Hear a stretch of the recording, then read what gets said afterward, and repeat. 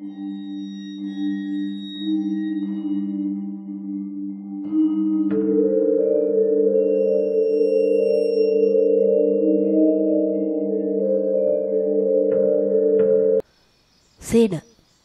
මොනවාද මිනිස්සු වටවෙවි බලන්නේ මේ රෑ? මොකද උනේ? කාවදෝ මරලා දාලලු මහත්තයා. මං තව දැක්කෙත් නෑ. මේ ආරංචි ආපු ගමන් දුවගෙන ආවේ.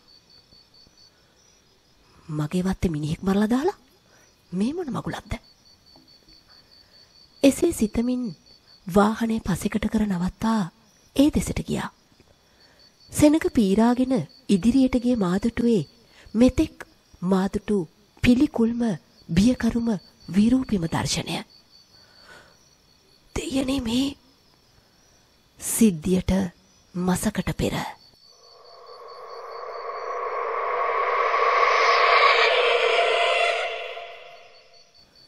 සාර්ථකත්වයේ අරමුණු පසුපස පමණක් හඹාගිය මාහට ජීවිතයේ තවත් වැදගත් දේ බොහෝමයක් මගහැරී ඇති බව වැටහුණේ තරමක් ප්‍රමාද වී. ඒ නිසා ආදරණීය ජීවිතයක් උරුමකම් නොකී මාගේ ජීවිතයේ තනිකම මැකීමට හැකි වුණේ යෝජිත විවාහයකින්.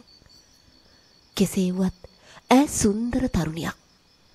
වයසින් තරමක් ලාබාල වුණත් කාන්තාවක් සතු විය යුතු සියල්ල ඈ සතුව තිබුණා.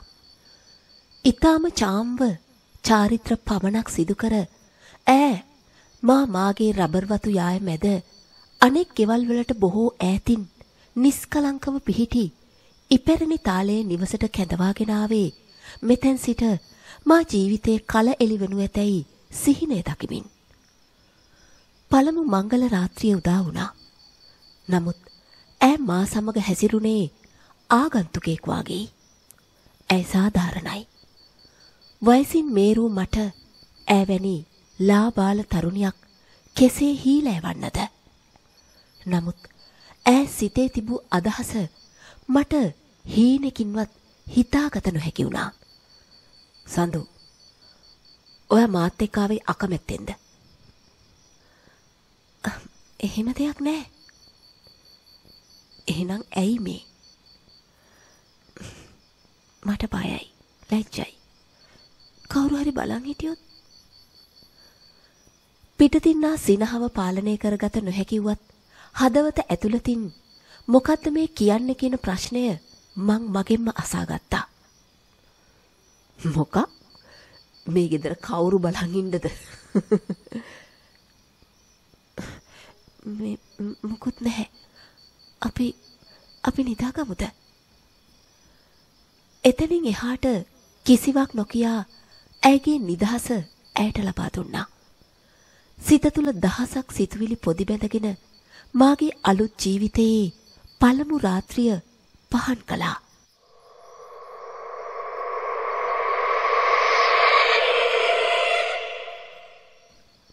දෙවන, තෙවන, සිව්වන රාත්‍රීවලත් ඇයට ලං වෙන්නට උත්සාහ කළත් ඇගේ ආගන්තුක භවයේ කිසිම වෙනසක් තිබුණේ නෑ. මා ඉවසීමෙන් බලා සිටියා. වෙහෙස නිසාම මා තද නින්දකට වැටී සිටියත් හිටි හැටියේ අවදි වුණේ නිදියහනේ මා තනි වී ඇති බව දැනුණු නිසයි. දැස් පියාගෙනම දෙතුන් වරක් ඇඳ අතගා බැලුවත් ඇය සිටියේ නෑ. අඩවන් වූ දැසින් වටපිට බැලුවා. ගේට්ටු කණුවේ පහන් එළිය යාන්තමින් කාමරයට වැටී තිබුණා. දුටුවේ එකම එක දෙයයි. ඒ ගැහැණියකගේ ඡායාවක්. සඳු, කිසිදු හැලහොල්මනක් නෑ. මම සීරුවෙන් ඇඳෙන් බැස ඇය අසලට ගියා. ඇය සිටියේ වසා තිබූ දොරට හිසේ නලලත තබා දෑත් පණ නැති කර පහලට එල්ලාගෙනයි. නමුත් ඇගේ දෑස් මදක් විවරව තිබුණා. සඳු, මොකද මේ? මා කතා කළා. නමුත් ඇයට මා ඇසෙන්නේ නෑ. සිදුවන දේ පැහැදිලි. ඇය නින්දෙන් ඇවිදින්නට ඇති. හෙමින් සීරුවේ නින්ද නොකැඩෙන පරිදි මා ඇය නැවත ඇඳ මත තැබුවා. එතෙන් සිට අවධානය ඈ කෙරේ තිබූ නිසා මට නිින්දක් ලැබුණේ නෑ.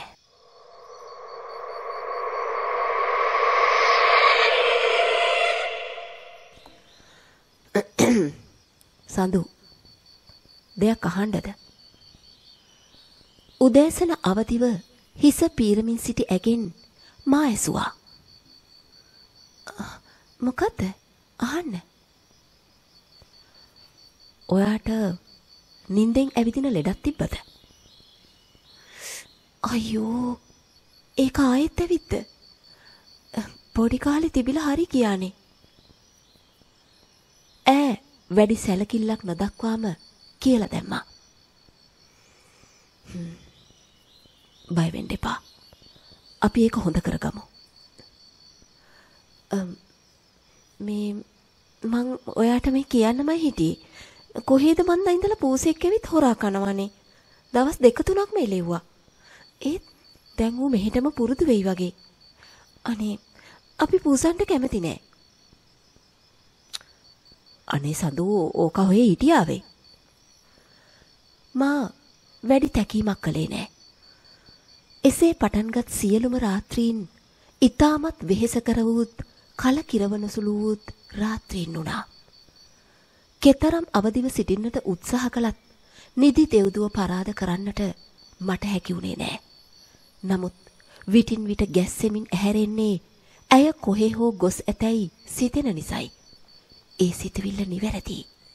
අදත් ඇය නෑ. ෂණිකව ඇඳෙන් බැස ඇය සොයා ගියා. එය ඉඳි කටුවක් බිම වැටුණත් හඬ ඇසෙන තරම් නිහඬ රාත්‍රියක්. නමුත් හිතේ සැකය නිසාදෝ මට කටහඬක් ඇසෙනවා. මා ඒ හඬ ලුහු බැඳ ගියා. ඒ ඇසෙන්නේ මුළුතැන්ගේ දෙසින්. හොඳින් කන් දෙමින් ඒ දෙසට ගමන් කරද්දී මට ඇසුනේ ඒක පාර්ශවික කාන්තා දෙපසක්. නමුත් එය තේරුම් ගැනීමට තරම් පැහැදිලි වුණේ නෑ. මා මුළුතැන්කට ඇතුල් වුණා. කිසිම සත්‍යයක් නෑ. එහි ජනේලයක් හැර දමා තිබුණා. නැවත ඈ සොයා යාමට පෙර මුළුතැන්ගේ දොර වැසීමට උත්සාහ කළා. මොන මගුලක්ද? මට කියුණා. ඇය පෙර පරිදිම බිත්තියට නළලත තබා දොර මුල්ලේ සිටිනු දැක මගේ රෝමකූප දැහැ ගැන්නුණා. ඇය අවදි නොකර ගෙන ගොස් නැවත ඇඳෙන් තැබුවා. නැවත ඈ යයිදෝ කියන බයෙන් ඇගේ අතකින් අල්ලාගෙන මාත් නින්දට වැටුණා.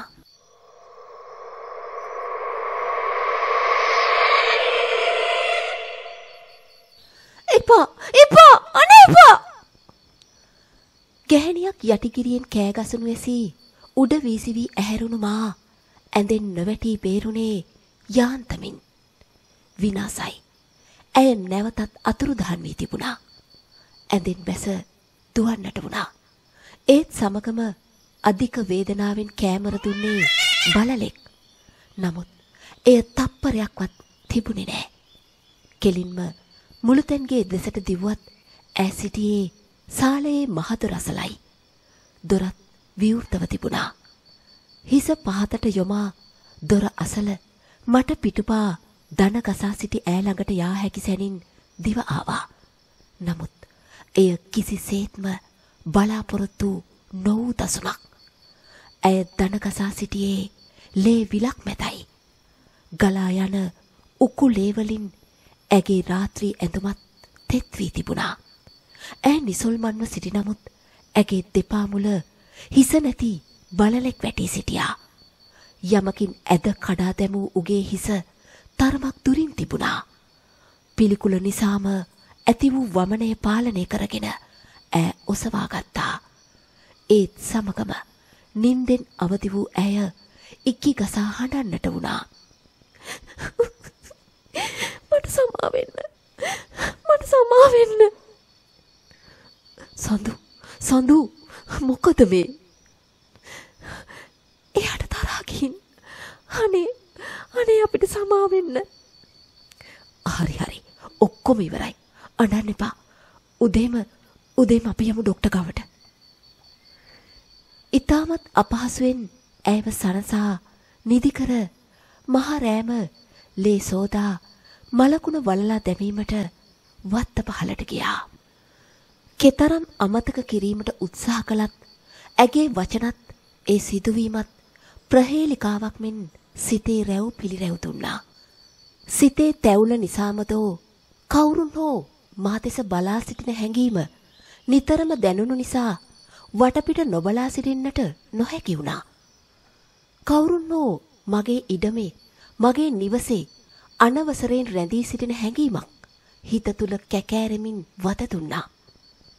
පසුදා උදෑසනම ඇය රැගෙන පුද්ගලික රෝහලකට ගියේ චැනල් කළ යුත්තේ කුමන වෛද්‍යවරයෙකුදැයි නොදන්නා නිසයි.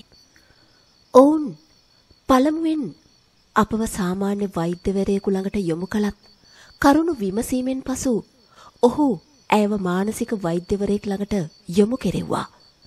පරීක්ෂා කිරීමෙන් අනතුරුව ඔහු මා වෙනම කැඳවා විස්තර කළා. මිස්ටර් ඉන්දුනිල්, කලබල වෙන්න එපා. වයිෆ්ට තියෙන්නේ ටිකක් බරපතල මානසික ගැටලුවක්. මොනවා? අනේ ඇයි ડોක්ටර් එහෙම වෙන්නේ? ඒකට හේතු ගොඩාක් තියෙන්න පුළුවන්. මෙයා හිතාගෙන ඉන්නවා එයා ළඟ තව කෙනෙක් ජීවත් වෙනවා කියලා. එයාට පිටින් හෝ එයාගේ ඇඟ ඇතුළෙම මේ වගේ අය දෙයක් කරලා එයාගේ යාළුවට එහෙම නැත්තම් එයා ළඟ ඉන්නවා කියලා හිතන් ඉන්න මනෝමය චරිතේ ඒක කළා කියලා පෙන්වන්න උත්සාහ කරනවා. මට සියල්ල එක පෙළට සිහි වුණා. අනේ මට බයයි, ලැජ්ජයි. කවුරු හරි බලන් හිටියොත් අපි පූසන්ට කැමති නෑ අනේ. අනේ යට තරහ ගිහින් අපිට සමා වෙන්න.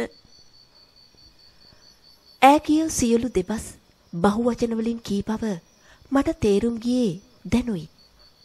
එහෙනම් ඒ සියල්ල මේ රෝගයේ අතුරුඵල විය යුතුයි. මානසිකව ඊතා අන්තයට වැටුණත් හිතේ තිබුණු ගැටලු වලට පිළිතුරක් ලැබීම සහනයක් වුණා. ඉතින් ડોක්ටර් අපි මොකද්ද කරන්නේ මේකට? මම දැනට බෙහෙත් ටිකක් දෙන්නම්. ඒත් ඉක්මනට ඇඩ්මිට් වෙලා ට්‍රීට්මන්ට්ස් කරගන්න. ඔයා ඒ ටික ඇරේන්ජ් කරගන්නකම් මේ බෙහෙත් වලින් කන්ට්‍රෝල් වෙයි. ඇය නිසා කලෙලි වූ මගේ නිවස ඇය නිසාම මිනියක් නැති මලගයක් මෙන් පාළු වී ගියා. ලබා දුන් බෙහෙත් නිසාදෝ ඇය අද සුව නින්දක.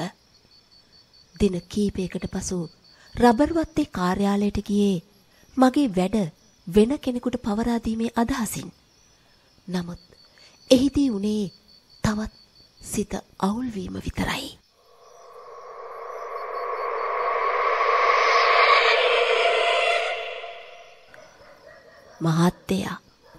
මහත්තයා කලබල වෙන්නේ නැත්තම් දෙයක් කියන්ටද? ඒ රබර්වත්තේ මුරකරු සිරිදාස. මම මොකට කලබල වෙන්නද? කියන්න. අනේ මන්දා මේක කේලමක් වෙයිද කියලා. අනේ මේ තටමන් නැතුව කියන මගුලක් කියන වයිසේ. මහත්තයා ගෙදර නැති වෙලාවට නෝනා තනියමනේ මහත්තයා. අර අල්ලපු රබර් කට්ටියේ ක්ලාක් මහත්තයා නිතර මහත්තලාගේ ගෙවල් පැත්තේ කැරකෙනවා. අපේ ගෑණි දර කඩන්ඩ යද්දි කීප දවසක්ම දැකලා තියෙනවා. ඔහු කිව් දෙයින් මං කෝපාවිෂ්ඨ වුණා. මේ සිරිදාස අනුගේ රෙද්දවල් හොයන්න නැතුව යන වයසේ යන්න මෙතනින්. ඔහුව එලවා දැමුවත් මගේ සිහිය විකල් වුණා. මගේ බිරිඳට ලෙඩක් නැද්ද? ඇයි මට බොරු කරනවද? කෝපය ඉහවහා ගිය මං කෙලින්ම ගියේ නිවස වෙතයි. වාහනයට නැගගත් මාහට පාර පෙනෙන නොපෙනෙන තරම් සිතුවිලි වලින් අන්ධ වී සිටියා. මා නිවසට යන විටත් ඈ තව කෙනෙක් සමග සිනාසෙන ලෙස තනිවම සිනාසෙමින් සිටියා. මොකද්ද මේකේ තේරුම? මොකද්ද මේකේ තේරුම? ඇයි අනේ මොකද මේ? කවුද මන් නැති වෙලාවට මෙහෙ එන්නේ? මොනවාද මේ කියවන්නේ? අනික කවුරු ආවත් මම බය නැහැ. එයා මට මුකුත් කරන්න දෙන්නේ නැහැ. එතනින් මගේ ඉවසීමේ සීමාව නිමා වුණා. කවුද ගෑණියා? මොකා ගැනද මේ කියවන්නේ? බලනවා. හොඳට බලනවා. මේ මං විතරයි මෙතන ඉන්නේ. බලනවා. මා ඇගේ උරහිසෙන් අල්ලා සෙලවුවා. නෑ. එයා ඉන්නවා. ඇය ඉතා පහත් හඬින් කීවා. නෑ. එයා ඉන්නවා. එක එල්ලේ මගේ දැස් දෙස බැලූ ඇය කෑ ගැසුවා. නෑ. එයා ඉන්නවා. මා තල්ලු කර දැමූ ඇය කෙස් අදිමින් යටිගිරියෙන් කෑ ගසමින් බඩමුට්ටු පොළවේ ගැසීමට පටන් ගත්තා. යකෙක් වැහුණාසේ මර හඬ දෙමින් කෑ ගසනු ඇසී අසල රබර් කට්ටියක කිරි කපමින් සිටි කාන්තාවන් තිදෙනෙක් පැමිණීම සිතට ලොකු සහනයක් වුණා. ඔවුන්ගේ උදව්වෙන් ඇයව පාලනය කරගෙන ළඟම තිබුණු රෝහලට රැගෙන ගියේ වෙන කරන්නට කිසිම දෙයක් කල්පනා නොවූ නිසයි. මා සමග ආ කාන්තාවන් කුලීරියක පිටත් කර හැර රෝහලේ රැඳී සිටියේ තත්වය සමතයක් වනතුරුයි.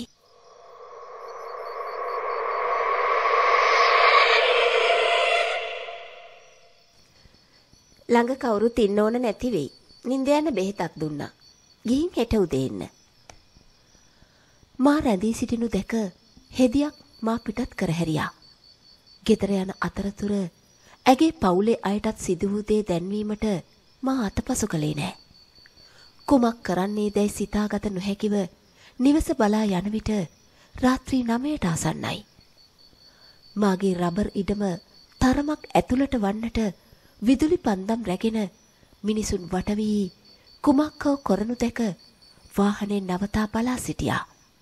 ඒත් සමග කඩිසර ගමනින් මගේ සේවකයෙකු සේන පැමිණෙන බව මා පැති කණ්ණාඩියෙන් දුටුවා. සේන, මොනවාද අර මිනිස්සු වට වෙවි බලන්නේ මේ රෑ? මොකක්ද උනේ? කාවදෝ මරලා දාලලු මහත්තයා. මං තව දැක්කෙත් නෑ. මේ ආරංචිය ආපු ගමන් දුවගෙන ආවේ. මොනවා? මගේ වත්තේ මිනිහෙක් මරලා දාලා? මේ මොන මකුලක්ද? එසේ සිතමින් වාහනේ පසෙකට කර නවත්වා ඒ දෙසට ඇදුණා. සෙනග පීරාගෙන ඉදිරියට ගිය මාතටුවේ මෙතෙක් මාතටු පිළිකුල්ම බයම විරූපිම දර්ශනයයි. දෙයනේ මේ අර ක්ලාක්කාරයා නේද? කලන්තේ තමා වැටේ යයි බියෙන් මා ගසකට හේතු වුණා. ඔහු මරා තමා තිබෙන බව සහතිකයි. නමුත් ඔහුගේ හිස පිට පැත්තටම අඹරවා තිබුණා. ඒ නිසා ඉලිප්පුණු නහරවල ලේ ගල් වී ඒ භයංකාර බව දෙගුණ තෙගුණ කරවුවා. ඔහුගේ විවර වූ ඇස් එක එල්ලේ මා දෙස බලා සිටියේ මේට වගකිව යුත්තේ මායයි කියන්නට වගේ. තවත් මෙය බලා සිටි නොහැකි නිසා මා රථය වෙත ආවා. මේ සිදුවන්නේ මොනවාද? මට කිසිවක් වැටහෙන්නේ නැහැ. ඔහු නිසා ප්‍රශ්නයක් වූ දිනම ඔහු මෙලෙස මරා දැමුවේ කවුරුන් විසින්ද? කුමක් නමුත් අද්භූත යමක් අප වටා කැරකෙන බව පැහැදිලියි.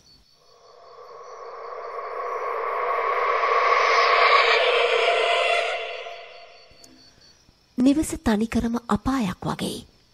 අඩිය තබන තැන කුඩු පට්ටම් වූ බඩු කැබලි. බලන තැන ක්ලාක් කාර්යාගේ බෙල්ල ඇඹරුණු මිනිහත් කවුරුන් හෝ ඉඳ අතුරු දහන් වන බව පෙනුනත් බයවීමට තරම්වත් සිතේ ශක්තියක් නැහැ. වෙනදා නිහඬ පරිසරයේම අද නරියන්ගේ හූහඬින් මූසල වී තිබුණා. රෝහලට යෑමට අවශ්‍ය බඩමුට්ටු සකසා ඇඳට වැටුණත් ඇසුණු විකාර ශබ්දත් හැඟුණු විකාර සිතුවිලිත් නිසා නිନ୍ଦ යනු තහනම් දෙයක් වුණා. ඒ නිසාම සඳුට ලබා දී තිබූ නිදිපෙති වලින් දෙකක් බී නින්දට වැටුනේ මේ මොහොතේ වූ වටිනාම දෙය එය නිසයි. රාත්‍රියේ මා ගැස්සී ඇහැරුණේ කකුලේ සීතල යමක් වැදුණු නිසයි. දැස්සර බැලූ මා දුටු දෙයින් යටි ගිරියෙන් කෑගසා පස්සට වීසි වී ඇඳෙන් බිමට වැටුනේ බය දරා ගැනීමට නොහැකිවයි. මගේ දෙපා අසල ඇඳ උඩ උත් කුටුපයෙන් දනිස්සට ඇන තබා වාඩි වී ඇසිපිය නොහෙලා බලා සිටියේ අවුරුදු 10ක පමණ පිරිමි ළමෙක්. ඔහුගේ තොල් පවා කිරි මැටි ගෑවාක් මෙන් සුදු පැහැති. මා ගැහෙමින් බලා සිටියේ කොයි මොහොතේ ඔහු ඇඳ උඩ සිට එබී මා දෙස බලා වීදැයි යන බියෙන්. නමුත් මද වේලාවක් ගත වූ නිසා මා සෙමෙන් නැගිට බැලුවා.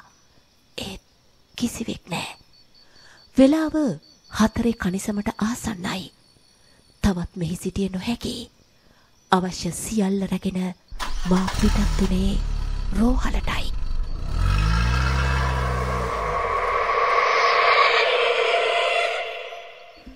රෝගීන් බලන වේලාව පැමිණීමට තව පැයක් පමණ තිබුණා. වාහනයට වී කල් මරමින් සිටියේ කොයි මොහොතේ හෝ බිරිඳගේ ගෙදර අය එන බව දන්නා නිසාමයි. අද වේලාව ගතවන්නේත් සෙමින්. රෝගීන් බලන වේලාවට පැය කාලක් තිබියදී ඔවුන් කලබලෙන් මෙන් පැමිණියා. මොකද ඔයාලා මට මෙහෙම කළේ? ඇයි මාව රැවට්ටුවේ? ඇයි මට නොකිව්වේ මෙයාට ලෙඩක් තියෙනවා කියලා? අනේ පුතේ, අපි රැවට්ටුවේ නෑ. අපි හිතුවේ දැන් ඒ ඔක්කොම ඉවරයි කියලා. ඇගේ මව එලෙස හැඬු කඳුලින් පැවසුවා. වෙලාව ආනිසා අපි ඈ බැලීමට ගියා.